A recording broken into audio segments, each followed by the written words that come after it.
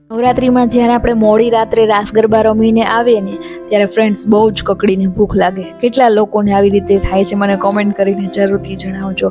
ને ઉપરથી થાકેલા એટલા હોય અને ગરમી એટલી લાગી હોય કે કંઈ બનાવવાનું કે ઝંઝટ કરવાનું મન પણ ન થાય. તો એવા ટાઈમ પર શુગર ફ્રી આવી એકદમ ટેસ્ટી અને 5 જ મિનિટમાં ઝંઝટ વગર બની જતી જો હની વિસ્ક કોફી મળી જાય તો વાત જ શું કરવી. તો આ નવરાત્રિમાં તમે પણ આ રેસીપીને એકવાર જરૂરથી ટ્રાય કરજો. તો આવો તેની આખી રેસીપીને જોઈ લઈએ. ખાસ કંઈ નથી કરવાનું, ફક્ત એક વાટકામાં મધ લેવાનું છે અને તેને બીટરની મદદથી બીટ કરી લેવાનું છે.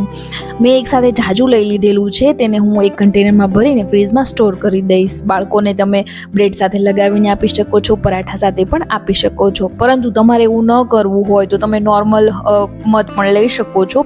અત્યારે મેં આ બીટ કરેલું લીધેલું છે.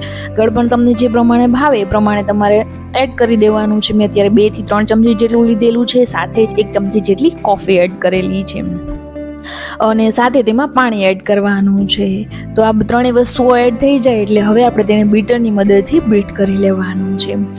હાઈ સ્પીડ પર બીટ કરવાનું છે જેથી એકદમ સરસ ફ્રોધ આવી જાય. તો 2 થી 3 મિનિટમાં તમે જોશો તો એકદમ સરસ એવા ફ્રોધી ટેક્સચર આવી જાય છે. તો આ રીતે જ્યારે એકદમ સરસ એના ફ્રોધ બની જાય તો એ સ્ટેજ પર આપણે બીટરને બંધ કરી અને થોડી વાર સાઈડ પર રાખી દેવાનું છે. અને હવે આપણે એક જારમાં ફરીથી જે બીટ કરેલું મધ છે, વિપ્ડ કરેલું, તેને એડ કરી દઈશું. ઉપરથી એકદમ ઠંડુ એવું દૂધ એડ કરી દેવાનું છે અને સાથે જ કોફીને એકદમ વધારે ચિલ્ડ બનાવવા માટે બરફના ટુકડા એડ કરશું અને પછી જે કોફીનો ફ્રોથ બનાવેલો તેને ઉપર ગાર્નિશ કરી દેવાનું છે.